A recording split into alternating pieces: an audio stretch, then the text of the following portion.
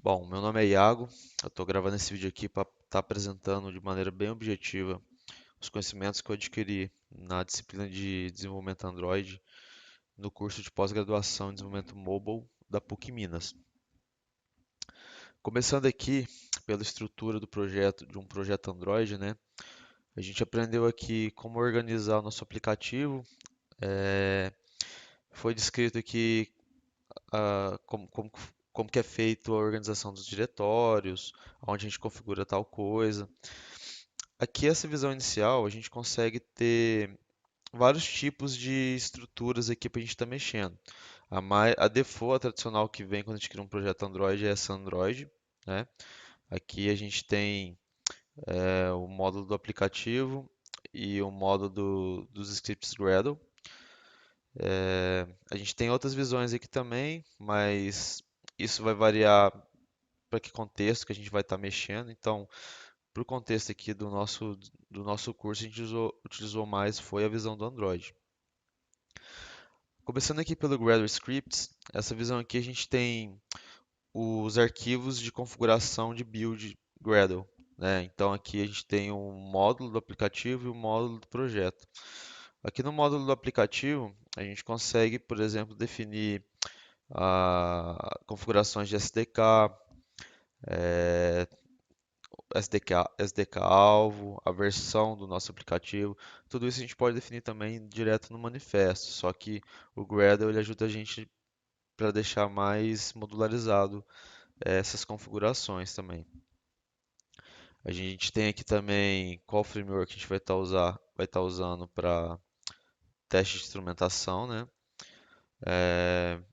O tipo do build, algumas configurações de build, configurações de compilação e dependências que a gente vai estar usando. No caso, se a gente quiser colocar alguma biblioteca, ou usar alguma biblioteca ou pacote externo de terceiro, a gente pode estar colocando a dependência aqui.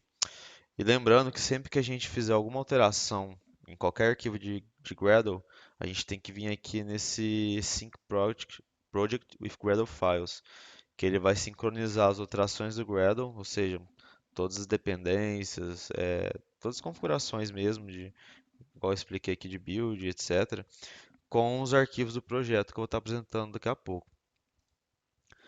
Então esse é o módulo do aplicativo. Aqui é o módulo do projeto. Então, assim, é uma configuração mais global.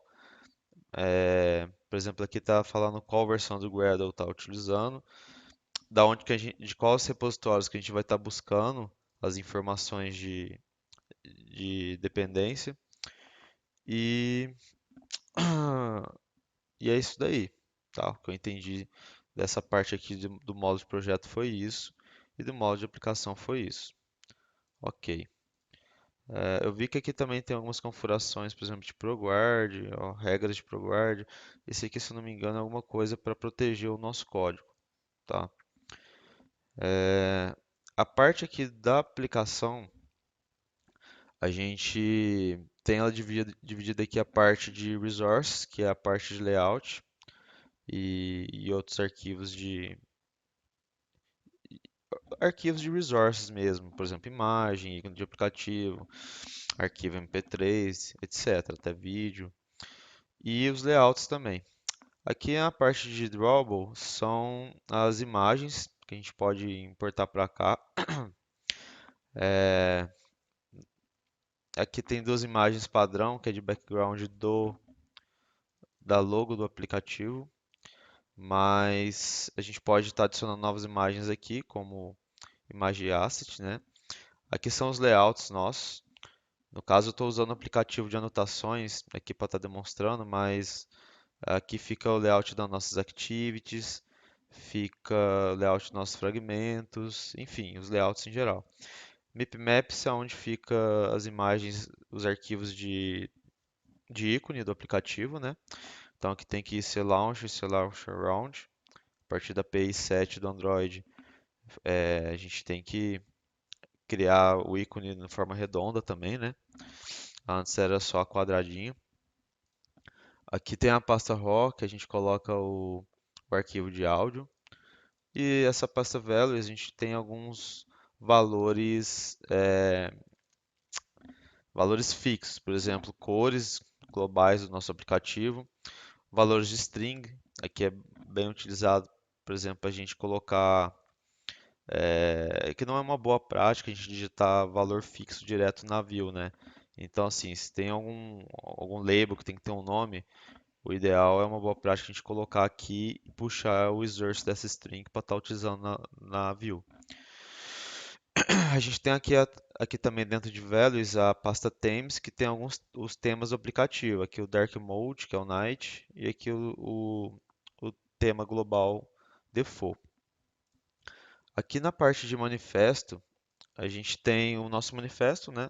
Algumas configurações aqui do aplicativo, por exemplo, qual que é o resource do ícone, o nome do aplicativo, o resource do round icon, suporte RTLE. São várias coisas que a gente pode configurar aqui. Essa tag em específico eu não lembro qual que é. Aqui a gente define o tema. A gente pode definir também aqui as permissões do aplicativo. Às vezes alguma configuração de alguma dependência de terceiro que foi utilizada. E também a gente define as activities aqui. Pode mapear elas aqui também, tá? Seguindo aqui para a parte de estrutura do projeto, vou fechar tudo aqui. A gente tem aqui esses três pacotes, que aqui é o nosso principal, onde o código nosso vai ser feito de fato. Aqui são os testes de interface, acredito eu. A gente não chegou a aprofundar nesses testes instrumentados aqui, né? Mas a gente chegou a ver essa parte aqui de teste unitário. Então aqui a gente consegue configurar nossos testes unitários e tudo modularizado num pacote diferente, né? Aqui, então, no nosso pacote principal, né? A gente tem a opção aqui de dividir o pacote do código do aplicativo principal em outros pacotes, como por exemplo aqui eu fiz com as activities, onde vai ficar minhas activities, os fragments, que é onde vai ficar os fragments, e criar uma pasta utils que a gente pode colocar alguma classe que vai estar ajudando a gente em algum momento da nossa aplicação. Bom, vou estar falando agora um pouquinho sobre os métodos do ciclo de vida de uma Activity, tá? Então vou estar falando resumidamente aqui que a gente pode interceptar cada um desses métodos e fazer alguma ação no contexto deles. Então aqui o método onCreate, ele é chamado toda vez que a Activity acaba de ser criada pelo sistema operacional do Android. Então se a gente quiser fazer alguma inicialização na Activity, relacionada a view ou alguma inicialização do aplicativo, no caso se for a main activity, a gente pode estar fazendo tudo aqui nesse método. Aqui no onStart, ele é um método que ele é acionado assim que a activity ela fica visível na tela para o usuário. E o onResume, ele é acionado assim que o usuário já pode interagir com a interface, né, com a user interface. O método onPause é o método que o usuário para de interagir, mas a view ainda está visível, né? E aqui o onStop é assim que ele é acionado assim que a view ela sai de cena, então ela deixa de estar visível. E o método onDestroy ele é chamado toda vez que chamar o método finish de uma activity ou quando mata o aplicativo. Então ele é o método responsável por matar essa activity mesmo aí da pilha de processo. Bom, isso daí. Bom, voltando aqui para a parte de fragments, né? Os fragmentos, eles nada mais são do que, o próprio nome já diz, fragmentos da nossa activity. A ideia dele é a gente modularizar as views da nossa activity.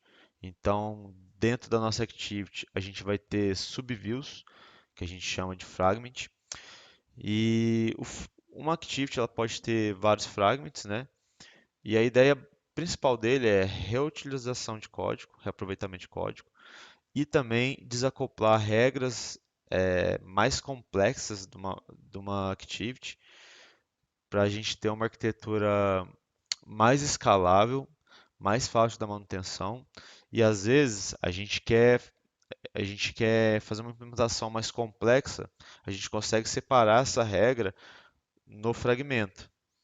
E às vezes, para não ter que refazer isso tudo de novo, a gente cria o fragmento justamente para isso, porque ele é uma parte da view que ela é mais complexa e a gente consegue modularizar ele dessa forma. Então, basicamente, uma vantagem dele é reaproveitamento de código e fácil manutenção. Tá? Então, aqui o exemplo que eu peguei do aplicativo de anotações, a gente tem aqui uma activity que tem dois botões e um fragment host. O fragment host é responsável por estar hospedando o fragmento. E, por exemplo, aqui no nosso contexto desse aplicativo, eu tenho dois fragmentos. Na hora que eu clico numa aba, ele vai para o fragmento de criar anotação. Eu clico na outra, ele vai para o fragmento de visualização das anotações. Esse código dessa transição é relativamente simples, tá? Então, para facilitar aqui, eu criei esse método switchTabs, que recebe um fragmento. Então, assim, a gente vai estar passando por ele um fragmento, no caso, no método createActivity, eu quero inicializar a activity com um fragmento na tela de criar anotações. Então, eu criei aqui, eu instanciei um objeto createAnnotationFragment, chamei esse método passando o fragmento que eu quero estar mudando no nosso fragment host. Então, é, a gente precisa instanciar uma transaction através do objeto fragment transaction. Ele chama esse método de getSupportFragmentManager. Ele pega um gerenciador de fragmentos e inicializa uma transação. Aí a transação ela vai basicamente pegar o nosso fragment host e jogar em cima dele o fragmento que a gente está querendo utilizar. Assim que a gente fez isso, a gente comita a transação e ele simplesmente muda o fragmento na activity. Lembrando, a gente não navegou de uma activity para outra. A gente está na mesma activity, a gente só pegou o fragmento host que estava aqui e jogou o fragment de anotações por cima dele. E a gente clica aqui, a mesma coisa acontece, é o mesmo código e volta para outro fragmento.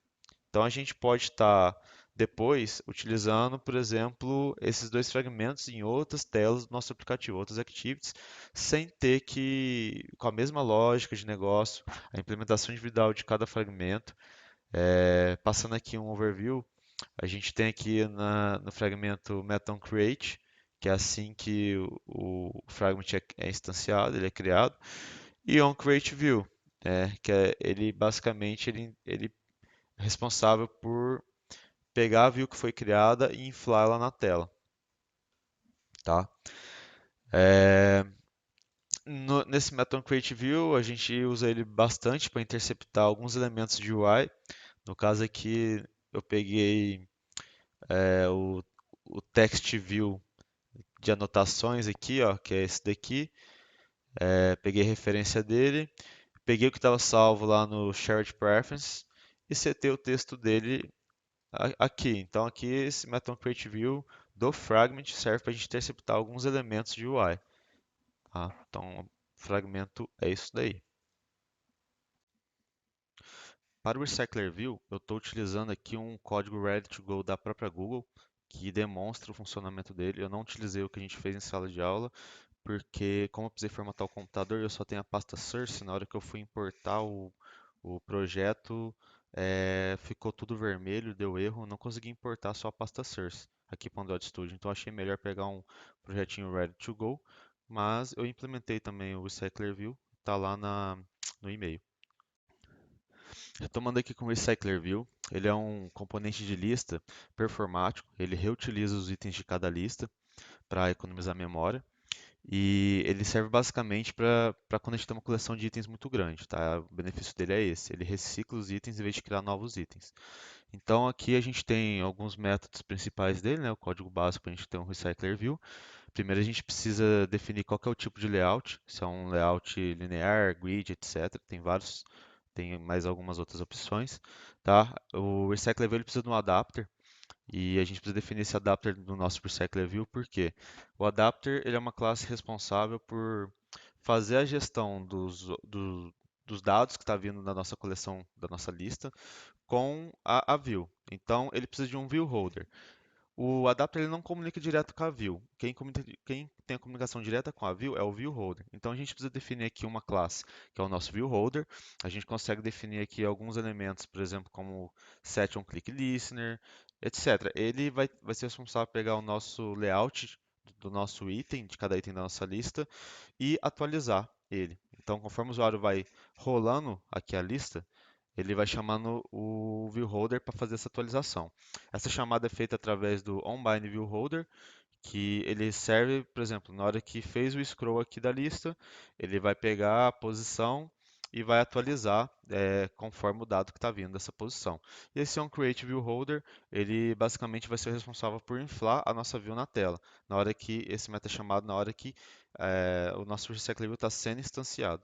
E esse daqui para atualizar cada célula da nossa lista.